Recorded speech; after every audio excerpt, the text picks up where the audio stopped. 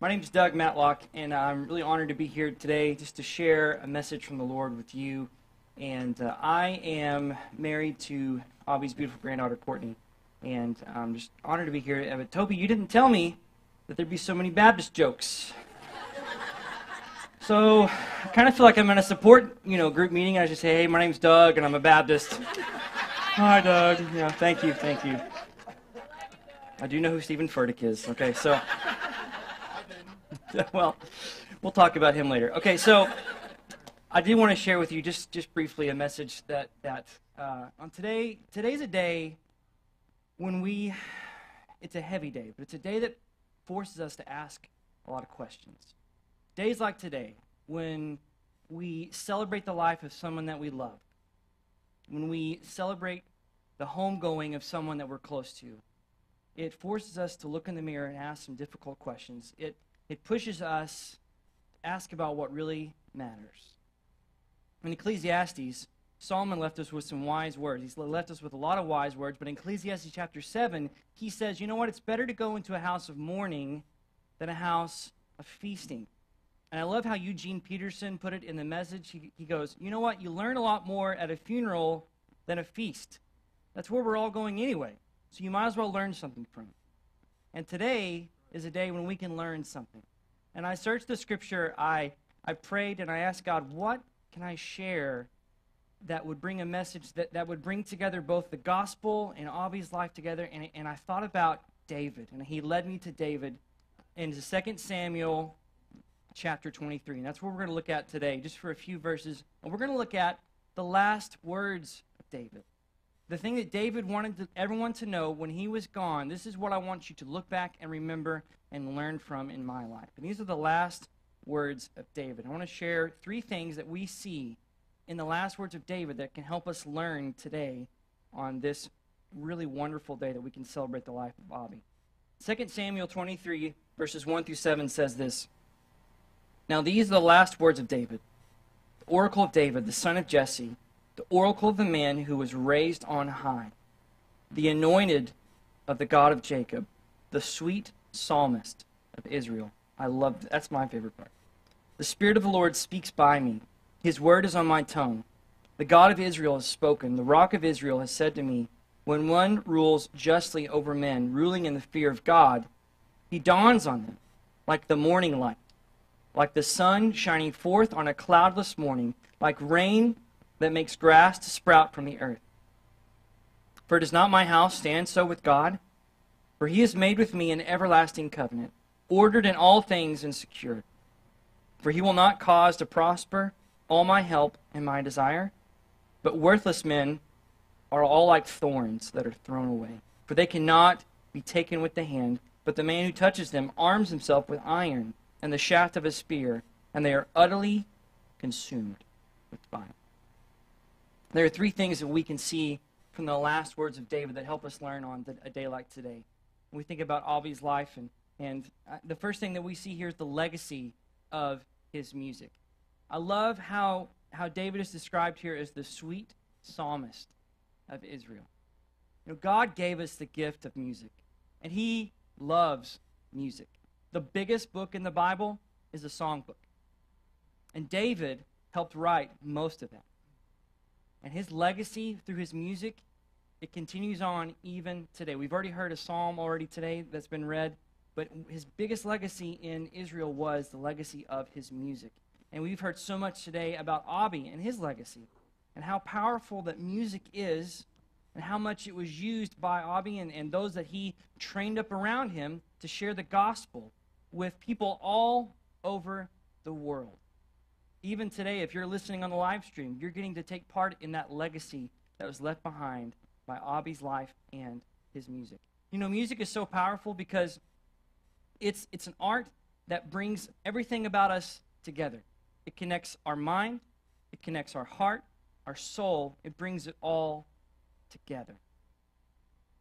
Men like J.R.R. Tolkien, C.S. Lewis, they're known for like The Lord of the Rings and Chronicles of Narnia. They tell the story about how these worlds they created begin, and they use music to describe that. One of my favorite songwriters, Rich Mullins, the man who wrote Awesome God, he writes in a song called Elijah. He's talking about going home. When I go home, I want to go out like Elijah. And he talks about music and how he says it's the finest thing I've ever seen. Music is so powerful because it connects all the parts of us together and can show us God at work in our lives. And if you look at David's legacy, you look at the Psalms, you read through them, David is so honest. They're not all happy songs. Some of them are quite sad because David goes through some very difficult times. But he's honest with God, he's honest with himself, and he helps us to see God at work in the highs, in the lows, and everything in between. Music is so powerful, and David left that legacy. And you know what? Aubie left such a great legacy through that as well.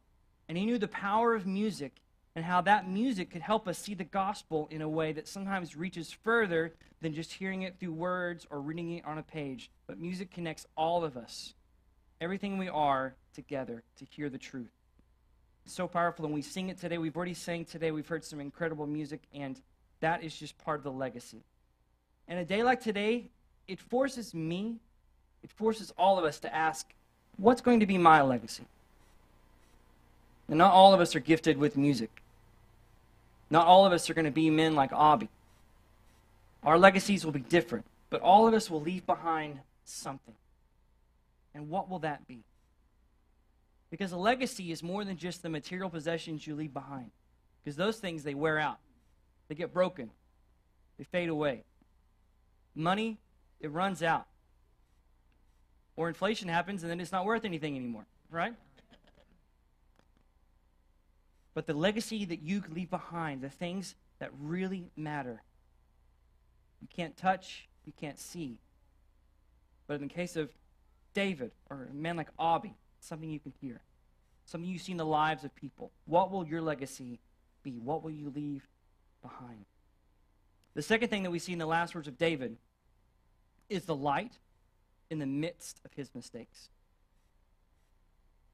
David describes in verses 3 and 4 here about how he ruled justly over men, ruling in the fear of God. And he describes his reign as light dawning in the lives of men, like the light of a morning sun, or the light that brings the grass to life, that makes things green again. And I always find this very intriguing, because David's described by the Lord as a man after God's own heart. But, I mean, if you know anything about the life of David, he was not a perfect man, right? He was very much not a perfect man. He was involved in adultery, in a murder plot. He suffered with pride. There's so many things that we can look at David's life and think, you know, no way. This guy, no way. But what David describes here in his last words is the light that shines through in the midst of his mistakes. Because although David was not perfect, you know what? None of us are. But what David did that set him apart, that made him a man after God's own heart, is that he turned to God when he faced his mistakes. He knew that God has purpose in the midst of pain.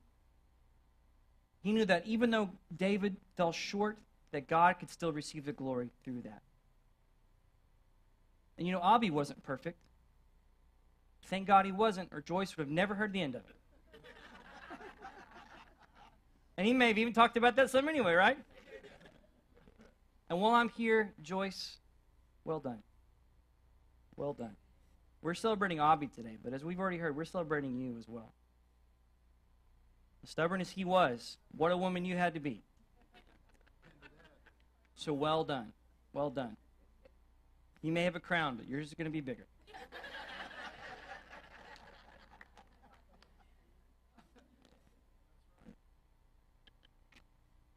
I work with someone named Alan Quigley. He's my boss now at the Oklahoma Baptist Convention. Not only am I a Baptist, I'm like one of the Baptists of the Baptists. So, Alan grew up with Toby at First Southern and attributes, Alan doesn't think he'd be in ministry today without the influence of Aubie in his life.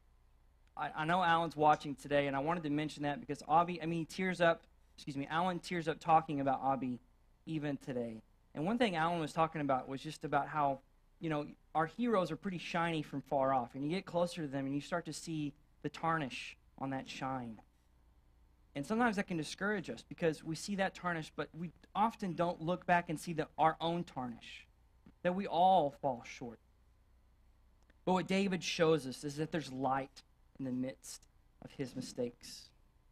And we see so much today of the light in the midst of even the mistakes that Aubie made, or the mistakes that I make, or that I will make. But David always turns to the Lord. He turns to the Lord to seek his forgiveness, to seek his strength. And that shines. That shines through our imperfections. And you have to ask yourself today, this is the question I ask myself, does my life shine light to others, even in the midst of my mistakes? And there's no way that it can. If I try my hardest to try and make all that work, I'm just going to make it worse.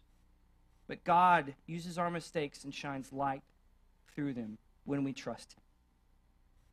The last thing we see in the last words of David is that the love of God is stronger than our might. David describes at the end of this section here, men who are worthless. Worthless men are like thorns that are thrown away. And David saw a lot of this. From a young age, he saw men around him who didn't trust in the strength of God, in the love of God, but they tried to trust in their own might. The man that came before David, Saul, the reason he fell short, the reason he wasn't the king anymore is because he tried to do it all on his own. He never trusted God. There were men that came up around David, even after Saul died. There were men that tried to take over, trusting in their own might, and they lost their lives because of it. But all along the way, David trusted in God. He trusted in the love of God. And he describes them as these thorny bushes, these things that they may hurt you if you try to grab them. They may have some power, but in the end, they get burned up in the fire. The love of God is stronger than our might. Jesus talks about this a lot. He talks about it all throughout the Gospels, about how we try so hard on our own to make ourselves right with the Lord, but we can't. We can't make it on our own. The truth of the gospel is that our good isn't good enough. Our strength isn't strong enough. We can't live our lives trying to outweigh the good with the bad, because it just will never happen. But that's the beauty of the gospel, is because that it doesn't have to happen. Jesus, the reason Jesus came and died and rose again was to pay that price for our sin. Jesus describes it in this way in Matthew chapter 11, verses 28 through 30. He says, "Come to me, all who labor and are heavy laden, and I will give you rest. Take my yoke upon you and learn from me, for I am gentle and lowly in heart, and you will find rest for your souls. Rest for your souls. For my yoke is easy and my burden is light." Jesus is saying, stop trying to get to God on your own, because you can't. Let me do the heavy lifting. The love of God is stronger than our might. And the final question that we have to ask ourselves today is that where am I trusting my eternal life? Where am I trusting it to? Into my might or in the love of God? And just as Jesus invites us to come to him and say, "Take my yoke upon you, learn from me, for I am gentle and lowly in heart." Even as he says those words, he's inviting us today to do the same. To trust in the love of God, to stop trying to do it on our own, and give our lives to him. Let him be the one that makes us right. Today we're going to have a chance to do that.